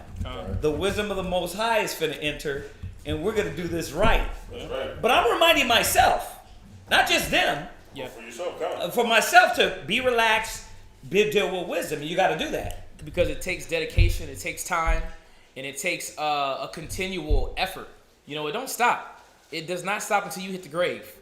It says, hate not laborer's work. Read. Neither husbandry. Yeah, neither husbandry. And the things that come with that is taking care of the family, taking care of your wife's mental state, taking care of your children's mental state, making sure that everything is going accordingly how the scriptures say a household should be. Right, and that's why it's a very you have to have the clear understanding about this balance, because yes, you want to get your house or your family and this right, but remember, you need the wisdom to do that. So you got to put the wisdom before your family, the studying, getting in the book, getting the classes, getting all this information, so you can be able to do that. Gone. You can't. Well, brother said I gotta get my rib right, but you gotta get the information to get it right. The how-to. The how-to, right? So you can't just abandon ship on the spirit. It don't work like that. Ecclesiasticus 27:3, one of our favorite scriptures. What did it say? Read it one more time. Read it. Ecclesiastes chapter 27 verse 3. Go ahead. Unless a man hold himself diligently in the fear of the Lord, his house shall soon be overthrown. There you go. So the wisdom has to be guiding your house. And this is what you're telling her. Right? What's the other one? Wisdom buildeth her house? Proverbs 16:1. 15? 14. 14. No. Proverbs 16. Yeah, it's probably it's up there. Get that one real quick. But this is what you got to establish in your mind. So these scriptures should be reestablishing your thought process and how you go about to deal with your issues in your house. It's Proverbs 9 or 19 or something. Yeah, it says wisdom buildeth a house, setteth a table. Oh. It's like Proverbs 9. Proverbs 24:3. Probably that's probably it. Proverbs chapter 24 and verse 3. Yeah. Proverbs chapter 24 verse 3. Through wisdom in an house built, and by understanding it is established. Right. So read it one more time. Through wisdom is an house built. Right. And that's 24 and what? Verse 3. That's Proverbs 24 and 3. So through wisdom a house is built. So we got to use this wisdom. And we're seeing what the wisdom is, which is what? Hate not, labor's worse. Let's go. You're going to have to deal with those issues and families and the kids. She comes over with the doubt, right, and the lack of patience and the unsureties. You got to be the one, the level-headed man that deals with wisdom, and be able to say, look, the Most High is going to take care of it. Right. Relax, calm down, right? Let's do what the scripture says. Because but even with that, when you go back to that Ecclesiastes 7 and verse 15, hate not laborer's work, neither husbandry, which the Most High hath ordained. Just showing that whenever you start dealing with, like you said, all those issues at the household, you're not going to be a novice. You're going to understand how to deal with those now when dealing with another brother's situation that's similar to yours. Right. Dealing with the congregation. So the Most High is literally gassing you up and giving you the ammo to be able to deal with his house. With your people, yeah. Why do you think we're so it's so easy to go in here and understand what is needed for the house? Right. Because after 30 something years of the truth, I'm able to say, okay, all my mistakes, what I did in my youth, right, what I did in that simple mind and a young mind, and when I came in the truth was I lacked patience, I lacked long suffering, I was a gun-ho Hebrew Israelite Bible bully, punch you in the face with this word, and if you either had to get down or lay down. Right. Like they didn't get no chances when I came in. You know what I mean? You messed up once, I cut you off. But I wasn't applying. Yeah. I wasn't applying the knowledge, especially when I was young and fresh-faced. Right. You know what I mean? Tender-eyed. You know what I mean? You know. You know, it was like I ain't dealing with that, right? But that's what I did was a lot of connections, a lot of relationships that I could have kept and really nourished. I didn't do that because in my youth I had lack of patience, and you mess up. But a lot of I'm gonna tell y'all like this: y'all don't have to mess up now coming in. Y'all don't have to deal like that. Y'all don't have to be the overzealous and destructive husband that all he doing is just keep shoving the word down their throat and not letting them breathe a little bit to swallow. Yeah. You know, you got to give them time. Yeah. Right, like the scripture that says, be not a lion in your own home. Right. And at the same time, you know, you got to take in consideration because we're a priest, outside of the house, we're priests. Right. We're priests to the nations, right? Uh-huh. But a young mind void of like who doesn't really understand the circumstance at the time. He thinks I'm a priest on the outside, but when I come home, I could be a nigga. I could be that guy. I could be whatever nigga I want to be. And you still, This is my house, right? And you still have to maintain. You know what I'm saying? Right. No, but you still have to maintain your priesthood In the house. your home. Because your kids are going to see that once again. Right. They're going to see, okay, dad is one way on the outside, but when he comes home, he's a niglet. And then she's going to look at you like that too. And then now you got a hypocritical family. You got a hypocritical household. So all this thing is for the betterment of your spirit, the church, the family, the nation. Right. These are all the things. What we're talking about now is where Black Lives Matter. You know what I mean? This is what, like if we could get in these conversations. Come on. But here's the thing: they don't have biblical concepts. Right. They don't have the wisdom of the Most High. So when we get in these conversations, it has to come to the Bible. A lot of these cats is atheists, drug dealers, dope heads, lesbians. Yeah, fruitcake Egyptologists. Yeah, right, all that. Fruitcake Egyptologists. But they don't believe in that, so they won't sit down on this. But remember, the curse. Did you finish that real quick? Yes. Okay, go to Deuteronomy. Yeah. And we'll jump back. And I'm gonna go to Deuteronomy 28 really quick. Just on your point, though, too. Dealing with, it's beautiful that he has the opportunity to be able to ask. Right. Because like in Lamentations 5:14, it says that the elders cease. Yeah. They said it on the comment, but a lot of us didn't have men with wisdom and fathers to teach us how to deal. Yeah. But now the scripture says, wear out the doorsteps, because the Most High is putting us around intelligent men. And that's why when people come with this be by yourself doctrine, nigga, you're gonna suffer. Yeah. Because you don't know how to apply. You don't see other families, you don't see other just methods of doing things. You're only one way. The Most High has given us a vast variety of different ways to apply the wisdom. And I'm not ashamed to say I made, in my youth and coming up, it started leading over into my 30s. I started getting a little bit better in my younger 30s.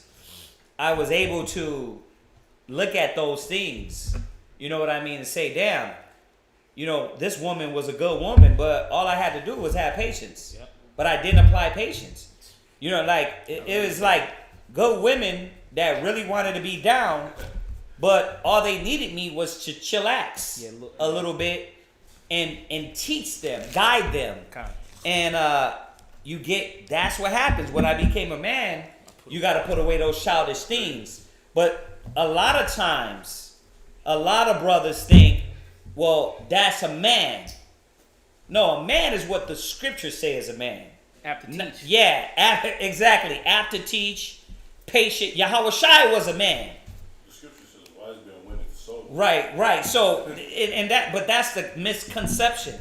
And I'll say it again because in my veins is the real Hebrew Israelite gangster disciple for Yahweh Shai. This doesn't mean that you're letting her run over you.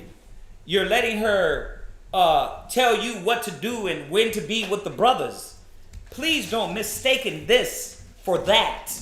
This ain't that, because ain't nobody, we're not saying that. That ain't what that applied to. No, not at all. This is just telling the man on how to be and understand his duty in his house. It don't mean, oh, now she gets to run over you and she gets to guide you around. That's out of order. So do not get this twisted. You can still be a strong man without being a lion in your house. You can still be a man of patience, long-suffering, and wisdom without being the nigga that kicks in the door all the time. Right.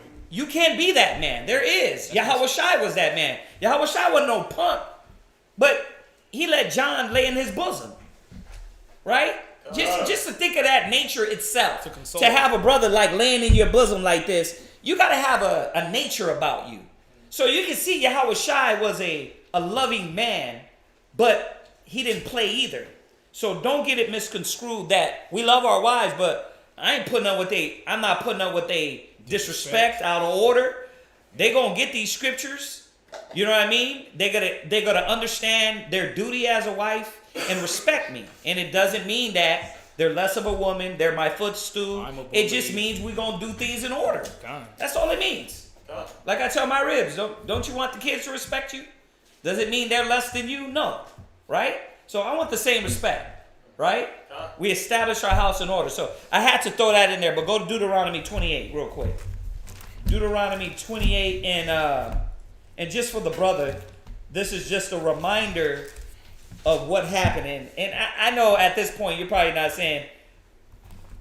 saying, well, I'm definitely not this guy that we're going to read about in Deuteronomy, but it's just a reminder that where we can't go back to, okay?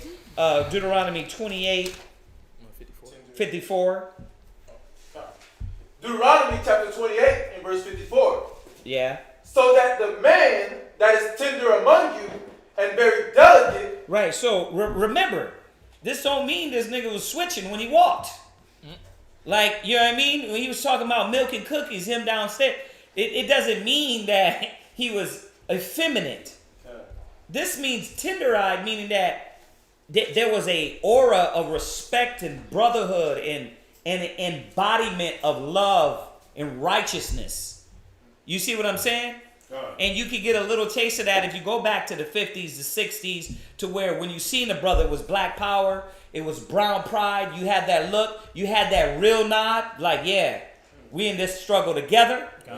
That dissipated after a while. But that's what it means. It don't mean that we're fags. All right? So don't get that twisted. Go ahead. And very delicate. Right? And he was delicate, meaning he was gentle. Meaning Yahweh Shai was gentle. Loving. He was loving. He was long-suffering. But he called Peter, he said, Peter, thou hast a devil. Right? You know what I mean? Like, he had love, but he had compassion, but that didn't mean he couldn't check you. Right? So we got to see this balance of a man that the scriptures show us to follow. Go ahead. His eye shall be evil toward his brother. Right? And toward the wife of his bosom. So, you see, we can't fall back in that mode to where your wife is evil. I mean, your eyes are evil towards your wife. And vice versa. Her eye can't be evil towards you. So, that's the curse. Remember that. To where you don't want to deal with her. Bruh, answer this. And I know everybody online can answer this right now.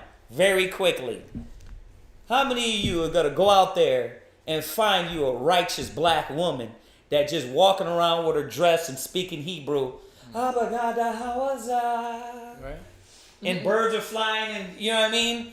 How was I? Right? You better No. Instagram hashtag. Yeah, you know. Listen. If you get on Facebook right now and you looked up Hebrew Israelites, the sisters on there with the head wraps, go ahead and tell their ass to get in order. A lot of them, they claiming they're Hebrew Israelite women. When you, listen, you going to follow a man, all that, yeah, he's my Lord stuff until you get in the house. Right. And then it's like, oh, I thought you said I was your Lord. Why the hell you arguing with me about the spaghetti I want tonight? You know what I mean? Well, because I already had it damn made for you. See, niggas don't care. Right? It's like, whoa, what happened to the Lord part? Right? So, don't be deceived. You're going to have to work either way it goes. And nothing wrong with a little work. You got to work. You're going to have to get these sisters. You're going to have to teach them.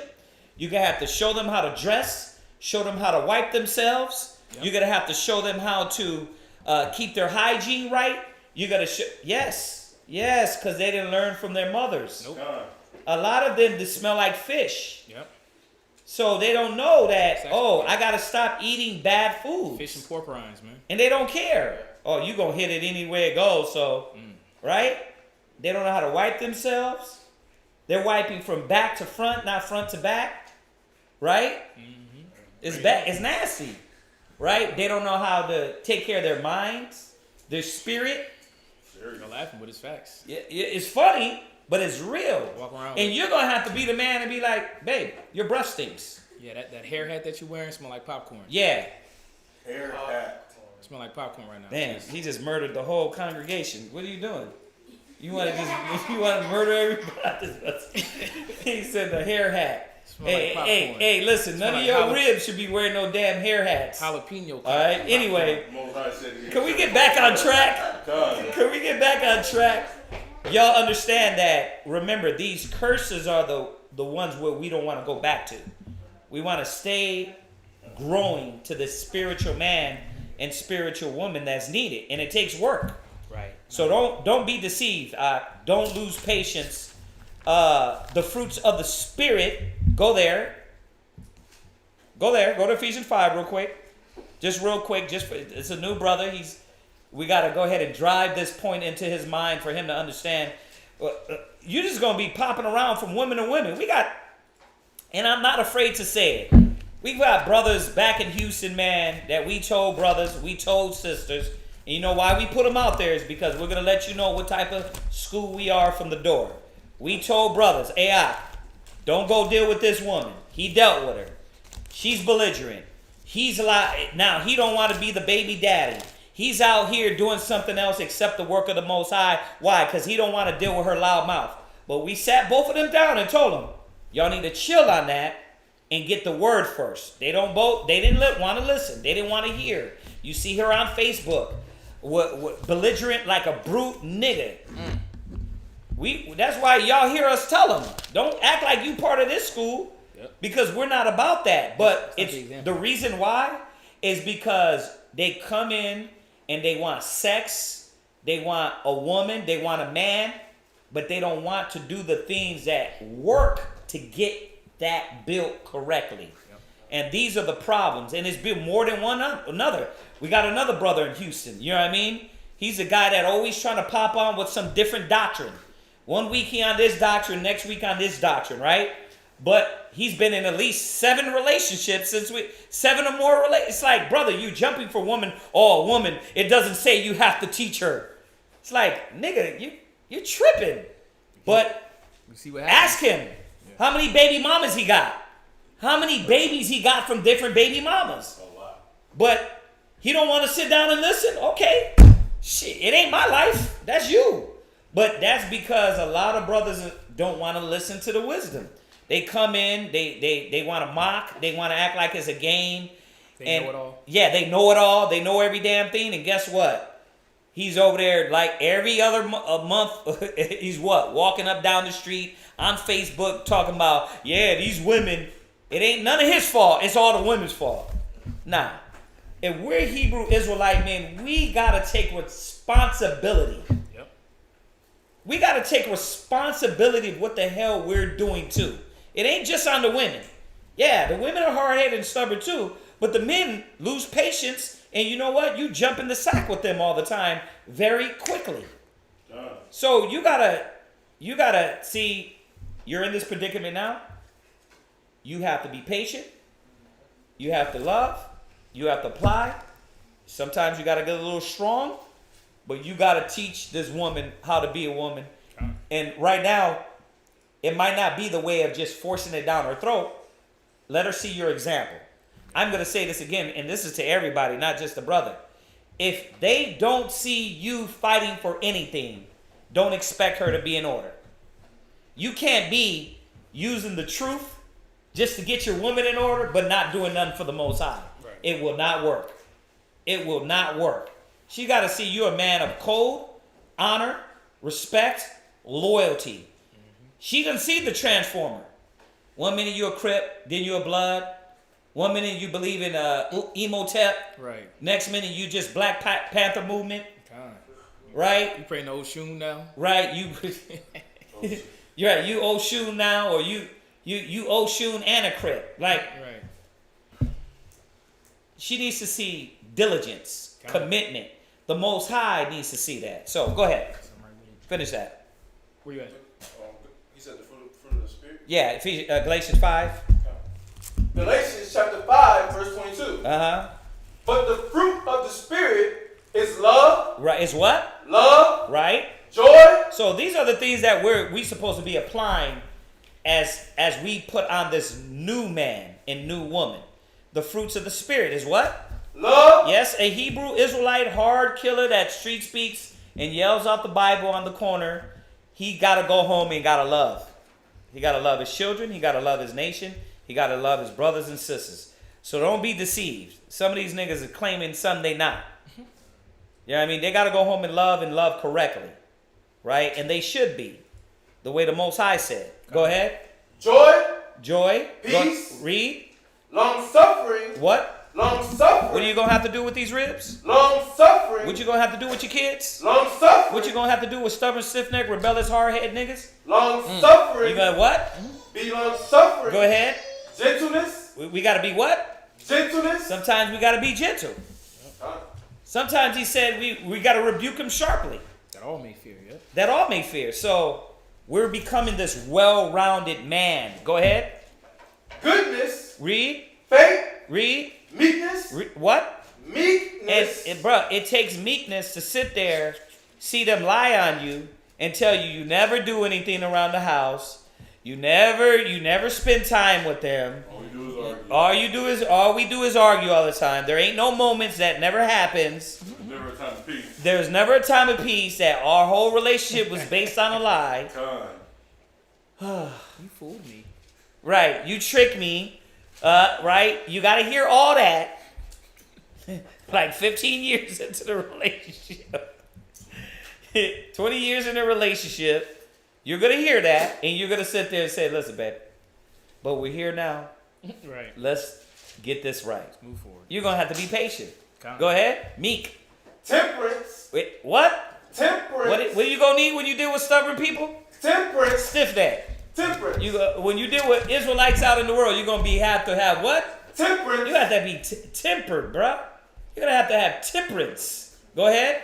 Against such, there is no law. Right. You know why? Because those embodiments of the fruits of the Spirit, you are in the law.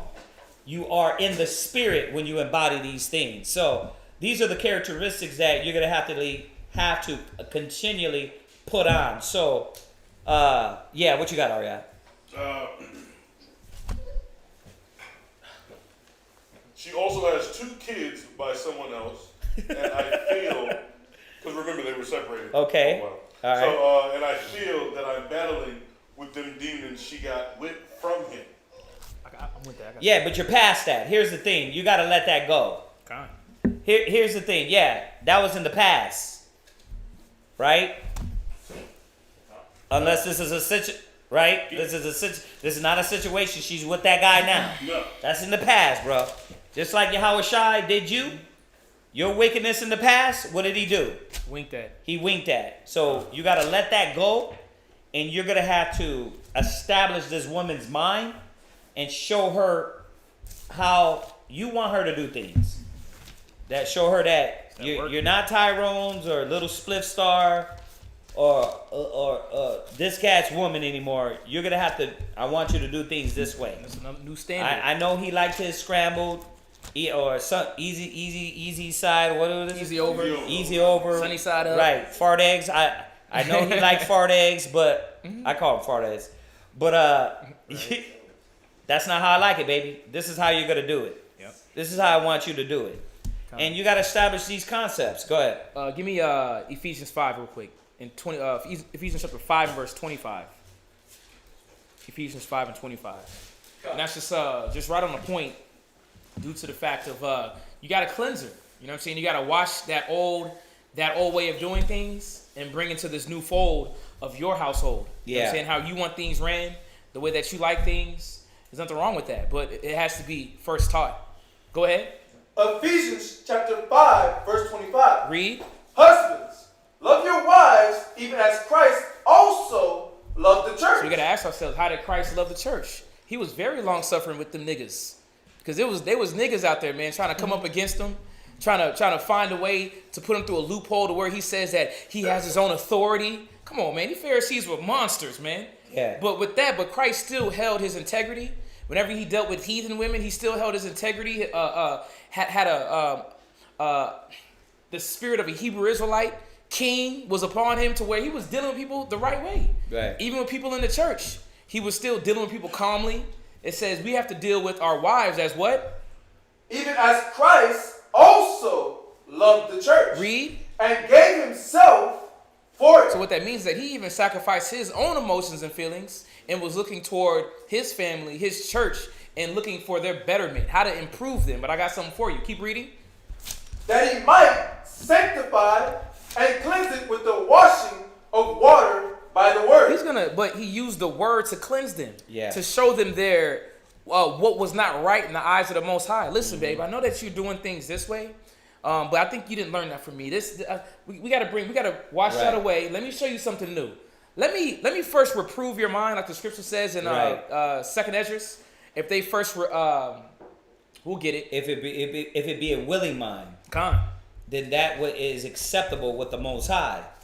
And that's really he's hitting on right on point. A lot of us don't understand is that when you get with these women, we got with them before and we went on dates, we had fun, we went to the movies, we did all these things, but we didn't really establish what you weren't dealing with, what mind state. Yep. And it's new to everybody. It's new to brothers. It's new to sisters. That the man has to go through there like Yahweh Shai did us and start casting out the old imagination. And every high thing that lifts itself up against the Most High and going through that woman's mind and letting her know, listen, I'm not about that. I'm not with that. Right. Ooh. That's not my mind state. And establishing these things. And if you haven't done that, then you're really you still got the cup filled with old wisdom and knowledge, and that body is filled with old things. You got to clean that out. Yep.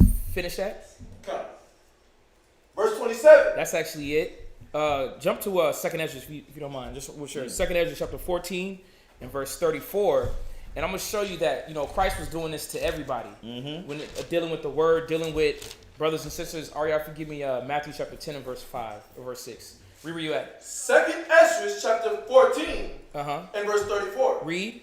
Therefore, it so be that you will subdue your own understanding. And that's what has to happen in a relationship. When it comes to especially coming with this truth, everybody on both sides got to subdue their own understanding. Because the world's understanding will have you out here locked up for 20 years. You know what I'm saying? Locked up for 15 years just for assaulting somebody.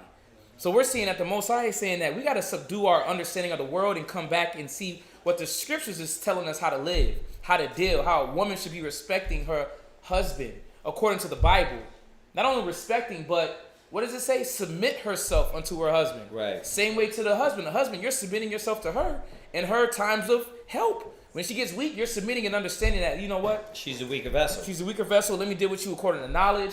Let me give you this word. Let me show you how we can make this better via the word. How the Most High wants our spirit to harmonize. Not to be contrary to each other, but it first comes through by subduing your own understanding. Read. And reform your heart. You got to reform your mind. Reform it from the old woman. Reform it from the old man. And this is something that you should give her herself. For her to understand it. You got to go ahead and scratch that off. Tear that piece of paper out. Ball it up. Hit it like LeBron. And, move to the championship. Because that's what we're moving toward. Right. To the kingdom. We're not living in the past. We're living in, and you said it the best. You said it that she's giving away pork. Come on, man. For a Judite to give up pork, bro, I can tell you how. Because these are some stubborn niggas. Mm-hmm. They love it. You know what I'm saying? But at least she's trying. But it says subdue her own understanding, reform her heart. Read. Ye shall be kept alive. And that's what it's about. Kept alive. Read. And after death, ye shall obtain mercy. Because we're understanding what's pleasing to the Most High. Yeah. See, that discourse and confusion and argument, the Most High ain't with that. That's why he said here, go where you at. Just to showing about how Christ is doing the same thing to how he loved the church. He subdued their mind. Let me show you a new way. Let me give you this parable. Let me give you an understanding. Let me show you that you got to stop. You got to put off that wickedness, man.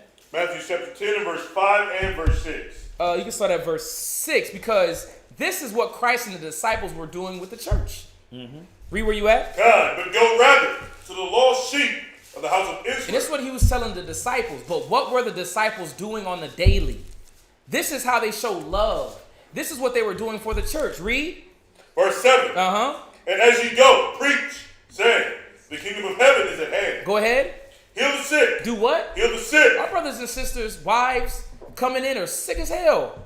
Remember, we are the ones, we are the doctors, we are the physicians. We are the ones that are bringing forth healing towards our people. And it takes patience, man. What doctor office you went into and you don't know what's going on with you, but you go for help. And the doctor was like, nigga, get the hell out the office, man. Huh? Right. You look too sick for me, man. You got to get up out of here. No. They do research. They do blood work on you. They got to take your vital signs. I may have to keep you over for late night observation. Why? Because they want to understand what the issue is. The scripture says that as disciples, we have to heal the sick. That's why a lot of brothers got to check their spirit when it comes to that long suffering and patience, because how you gonna heal the sick if you impatient? They're not working on your time. Right. You gotta understand that. That's why it's important for your brothers, sisters, in this instance, brothers, you're supposed to understand that you need to make sure you have all the utensils and tools. You know, now, ideally before you get into these situations, but some of y'all are in them, you're in the middle of it. So you really got a lot of work to do, and you got to catch up. You got to catch up and be ready, prepare your mind and your spirit for what's needed. Go ahead. Yeah. No, because there's a lot that involves in those things and trying to build a household via the righteousness through the Bible. Right. That's a lot, man. And the proper way to do it. Read. Heal the sick. Go ahead. Cleanse the lepers. It says cleanse the lepers. Our people got stains upon them, man. Stains has been there for many of years. And it may take a little time to scrub that off. But again, hate not laborer's work. You might have to get down and really get up in there. You might have to apply another type of agent to get that stain away. With this leper, got an issue with the skin. Read. Raise the dead. Do what? Raise the dead. A lot of our people ain't got no spirit. Your wife may not have no spirit. You gotta raise. Listen, is not my word like a fire? You didn't do like it advised you to do, which is prove a friend first. So now you jumped in, you're in that situation. You didn't do like the scripture says to look at the ground, survey the land, and make sure it's a good place to lay your seed. You didn't do that. So you're in this situation. Like, this is what happens when we do things without wisdom and understanding on how to get a woman. So now you still got to deal with it. You can't just say, well, I didn't do it right. Let me scrap everything. Yep. It don't work like that. You're in the middle of it now. Now you got to fix it. Gone. Finish that? Done. Cast out devils. Yeah, cast out devils, spirits. You know, things that are attached that they may get from the world. You know, that they see on TV. TV is very influential, especially with women. They see all the women on there. They think that's how a woman should be, loud, and I got big breasts, and my makeup's on. I'm cool. That's what my man likes, not me. Right. Now, as a Hebrew Israelite, we shouldn't be just only for the outward appearance. It's about the spirit. But keep reading. Freely you have received. Uh-huh. Freely give. Yeah, just showing that the Most High gave that to you, and it's the same thing you give to the next man. He was patient with you. You got to ask yourself, when did we get the truth? We got the truth, what, at age 30? Some 15, some 14, some 56. How many years of wickedness were you doing? You know what I'm saying? And the Most High was still patient and willing to give you his treasure, willing to give you the knowledge. So it took you a long time, but you got it. So, yeah, that's a very good point. Yeah, man. Hopefully that helped. What was his brother's name? Oh, Anonymous. Yeah, Anonymous. Well, hopefully we helped you out, Anonymous. All right. Any other questions? Any other questions before we end it out? We're gonna definitely get to that Melchizedek one day. No, we'll do it Monday. Tuesday. We'll do it Tuesday. Right. Now, all y'all on here should already know that if you subscribe to our main channel, which is from Houston, you'll get 6 days of class. And they've been mighty good classes. You got some young teachers coming up over there, man. That's real. It's coming up nice. And then you got Quatazap over there dropping classes too. Tomorrow morning is Shabbat morning class. So y'all take advantage of that morning class. And remember, it's the Shabbat. I'm going to say it like I said every Sabbath. Put all that madness, foolishness, arguing, bickering, fighting, whatever it is, it's the Sabbath. Rest from all that stupidity and give the Most High this day. All right? I know some of y'all have to do things, you know, but your mind got to at least still be focused on the spirit in the work. All right? Yeah. What? Oh, if y'all can, remember, man, when we get these videos out, like them, and comment and all that stuff. All right? Was that it? All right. So if that's it, we thank y'all. Good question, Dawiyad, and for the brother that's anonymous, good question. Hopefully we helped you in the spirit of the Most High and Yahweh Shai. All right, and hopefully he helps you too. All right. Other than that, let's salute him. Say shalom. Shalom. Peace. Come in this truth plan and treat you like a side piece. He's the God of mercy and wrath. So do you want to fly or do you keep the Bible on cop? The Most High is my rock. TK. Rock. The Most High is my rock. The Most High is my rock.